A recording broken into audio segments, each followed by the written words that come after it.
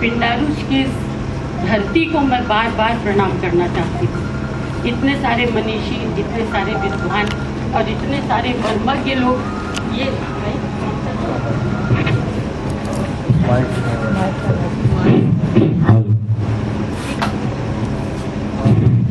सबसे पहले पिंडारुष की इस धरती को मैं प्रणाम करना चाहती हूँ कि इतने सारे विद्वान, इतने मर्मज्ञ, इतने सज्जन और महान लोग यहाँ बैठे हुए हैं और मुझ जैसे अकिंचन को यहाँ पर खड़े होने का मौका मिला है। ये मेरे लिए बहुत बड़े सौभाग्य और बहुत बड़े आदर की बात है। पिंडारुष की धरती ने प्रभास कुमार चौधरी जैसा एक ऐसा व्यक्तित्व हमारे समाज को, हम लोगों को दिया जो बहुत दुर्लभ है। उनके व्यक्तित्व के बहुत सारे आयाम आप सभी लोग जानते होंगे और आप सभी लोग परिचित होंगे। हर एक अपने अपने दृष्टि से हर व्यक्ति को देखता है, परखता है और पहचानता है। आज मैं यहाँ जिस प्रभास कुमार चौधरी की बात करने के लिए खड़ी हुई हूँ, वो साहित्यिक व्यक्तित्व की बात नहीं कर रही हूँ। मैं यहाँ उस प्रभास कुमार चौधरी की बात करना चाहती हूँ जो एक सच्चा दोस्त था, एक पारिवारिक मित्र था, एक सहज सरल ऐसा व्यक्तित्व था जो आपसे अगर एक बार मिले तो वो सिर्फ आपसा हो जाए, चंदन पानी की तरह। सन 65 में प्रभास जी से मेरी मुलाकात हुई थी और आकाशवाणी में सन 64 में मैंने प्रवेश किया। डॉक्टर गंगेश गुंजन से उनकी बहुत अच्छी दोस्ती थी और गंगेश गुंजन जी के माध्यम से प्रभास कुमार चौधरी से मेरे परिवार की दोस्ती हुई। और सन 65 से आज का ये सन 2017 का साल है, शायद कोई एक दिन ऐसा नहीं हुआ होगा जब प्रभास कुमार चौधरी हमारे बीच उपस्थित ना रहे हो। वो हैं तब भी और वो थे तब भी। हर रोज हमारे बीच वो रोज किसी न किसी बात पर उनकी याद आना, उनकी चर्चा करना, उनकी बातें करना, ये हम लोगों का एक सहज रूटीन स्वभाव हो गया है। प्रभास कुमार चौधरी को याद करना, शायद आप लोग इस चीज को समझ पाए, याद करना है अपनी सांसों को याद करने की तरह। जैसे आप निरंतर बिना जाने बिना समझे सांसें लेते रहते हैं और आपको पता नहीं रहता कि आप जीवित हैं इन्हीं सांसों के सहारे। प्रभास कुमार चौधरी हमारे परिवार के लिए उसी तरह थे। और जब मैं प्रभास कुमार चौधरी की बात करती हूँ तो मैं माँ को याद ना करूँ, ये संभव ही नहीं है। माँ एक ऐसी माँ जिन्होंने कभी ये फील नहीं होने दिया हम लोगों को कि वो मेरी माँ नहीं है, सिर्फ अपने बच्चों की माँ है। ऐसी माँ थी वो। और जब मैं प्रभास कुमार चौधरी की बात करती हूँ तो उनके भाई बहने, उनका परिवार, उनके बच्चे, उनके दामाद, उन सब की बात ना करूँ तो बहुत गैर वाजिबी बात होगी।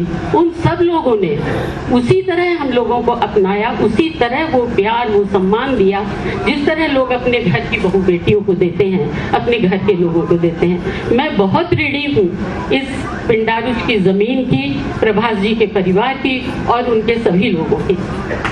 और इन सब की बात करूं और दिदवल जी की बात न करूं तो वो शायद ऋण उतारना पूरी तरह नहीं होगा। दिदवल जी जैसा व्यक्तित्व, उनकी जैसी स्नेहिल ममतामयी एक सच्ची दोस्त मिलना बहुत तकदीर से हो पाता है। जितना बड़ा व्यक्तित्व प्रभास जी का रहा है उससे कहीं ज्यादा बड़ा व्यक्तित्व मेरी नजर में दिदवल जी का था।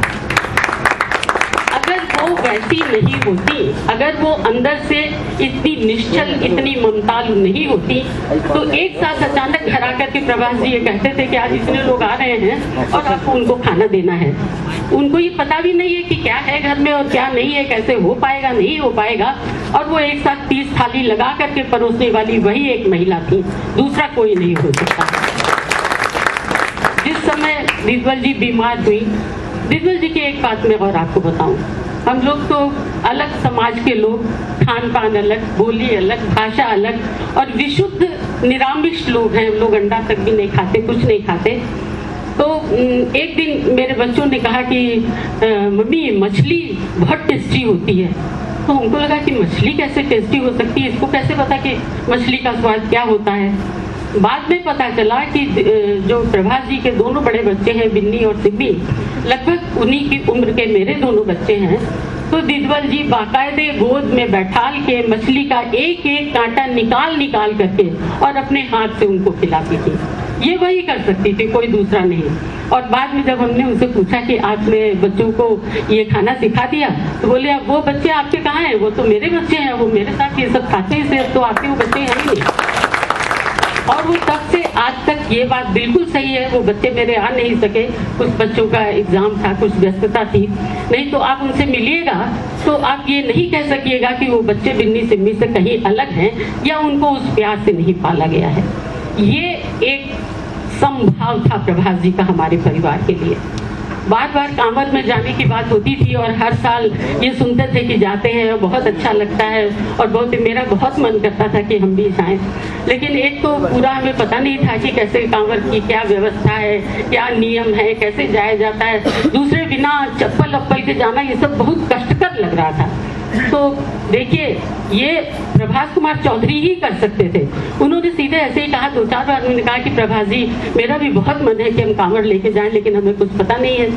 तो उस आदमी ने सिर्फ 2 सेंटेंस कहे कि आप यहाँ घर में इतना काम करती हैं, 7 घंटे नौकरी करती हैं, खाना बनाती हैं, बच्चों को देखती हैं, दिन रात काम करती हैं, कांवर में आपको क्या करना है? कुछ भी नहीं करना है, बस चलते रहना है। करना क्या, 20 मिनट चलिए और बैठ जाइए।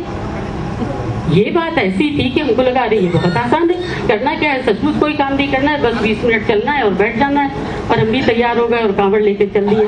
फिर तो खैर कांवड़ लेके हर साल आते रहे। और जो यहाँ के लोग, अब तो वो नहीं है, शानू भाई नहीं है, बम भाई नहीं है, और भी लोग नहीं है जो हम लोगों के साथ कांवड़ लेके जाते थे। आप अगर कभी पूछिएगा तो लोग ये कहते थे कि आप लोग इतने ठहाके लगाते हैं कि इस धर्मशाला की छत गिर जाएगी किसी दिन।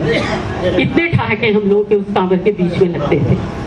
तो मैं आज शायद इतना कुछ कहना है और इतनी अंतरात्मा से कहना है कि मैं कह नहीं पा रही हूँ। मेरे पास कोई शब्द नहीं है। शब्दों की अपनी, हर भाषा में शब्दों की अपनी एक सीमा होती है। वो एक सीमा तक ही जाकर के आपकी बात को, आपकी भावनाओं को व्यक्त कर सकते हैं। लेकिन फीलिंग की, भावनाओं की, आत्मिक अंतरंगता की कोई सीमा नहीं होती और कोई शब्द, कोई भाषा उसको अपने से व्यक्त नहीं कर सकता, बांध नहीं सकता।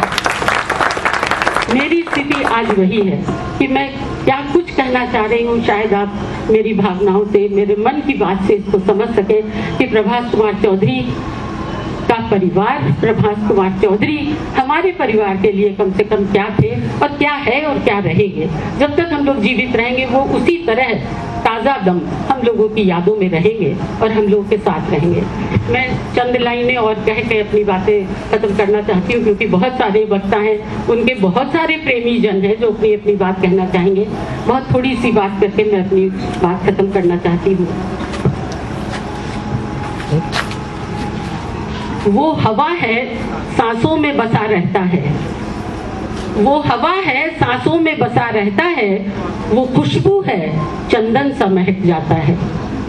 वो हवा है सांसों में बसा रहता है, वो चंदन है खुशबू सा महक जाता है, वो रोशनी है उम्मीदें जगा जाता है, वो रोशनी है उम्मीदें जगा जाता है। अरे कहाँ ढूंढते हो उसे, अरे कहाँ ढूंढते हो उसे, वो तो हमारे साथ साथ रहता है। अरे कहाँ ढूंढते हो उसे, वो तो हमारे साथ साथ रहता है। दिल में एक घर था उसके, दिल में एक घर था उसके, सपनों में था जहान। दिल में एक घर था उसके, सपनों में था एक जहान। था तो फकत आदमी, था तो फकत आदमी, पर था बड़ा महान। था तो फकत आदमी पर था बड़ा महान। यारों का यार था वो दिलो जान से कुर्बान, यारों का यार था वो दिलो जान से कुर्बान। महफिल की रौनकें था होठों पे थी मुस्कान। कष्टों के थपेड़े लगते रहे मगर लोहू लुहान पैरों से चलता रहा महान। कष्टों के थपेड़े लगते रहे मगर लोहू लुहान पैरों से चलता चला गया। शब्दों की संपदा वसीयत में दे गया, साहित्य की दुनिया को माला माल कर गया। शब्दों की संपदा वसीयत में दे गया, साहित्य की दुनिया को माला माल कर गया। वो आज भी है मौजूद हम सब के दिलों में, वो आज भी है मौजूद हम सब के दिलों में पत्थर पे खींच दी गई लकीर की तरह, पत्थर पे खींच दी गई लकीर की तरह वो कह गया कि जियो तो एक फकीर की तरह, वो कह गया कि जियो तो एक फकीर की तरह, बेदाग छोड़ो चादर बस कबीर की तरह।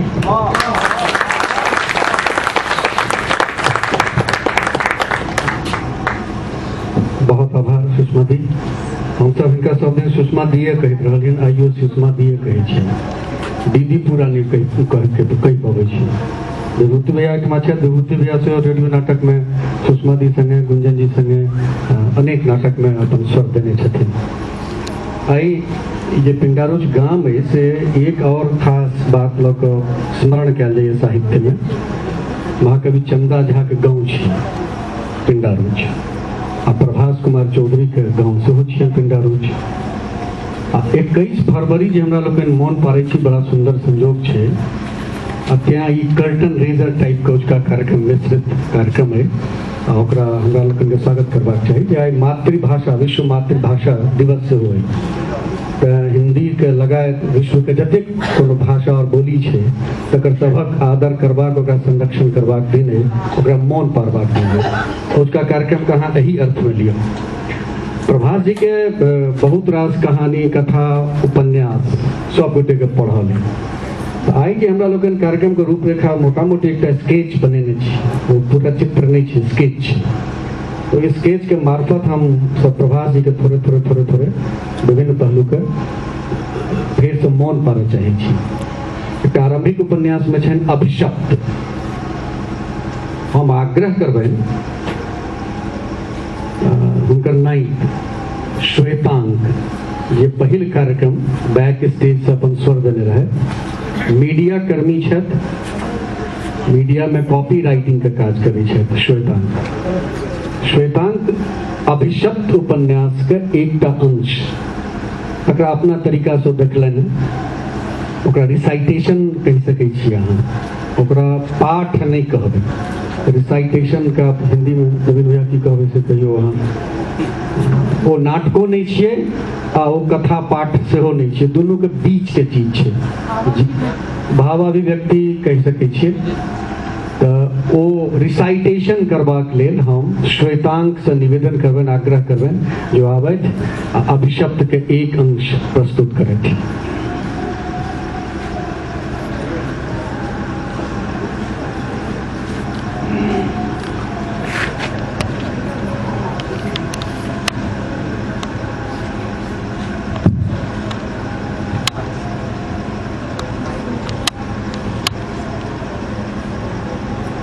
भाभी किस्सा कहै छै। एकटा भिखारी रहे, ओकरा एकटा देवता के श्राप छलै। वो एक गाम भीख मांगे तैयो एकटा मचाओ, 7 गाम भीख मांगे तैयो एक केतामा। आई हम ई किस्सा के अर्थ बुझ गेलहुँ। ई अभिशाप ओहि भिखारी के नहीं छै, ई अभिशाप अछि नौकरी पेशा निम्न मध्यम वर्गीय लोगक।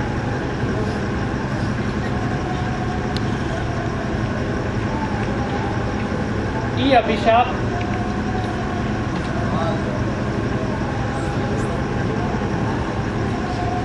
लेकिन भाभी एकटा गप तऽ भूले गेलहुँ। अरे कोनो तरीका से हो गए अखन तऽ हम फंबल कर गेलहुँ, ठीक छै।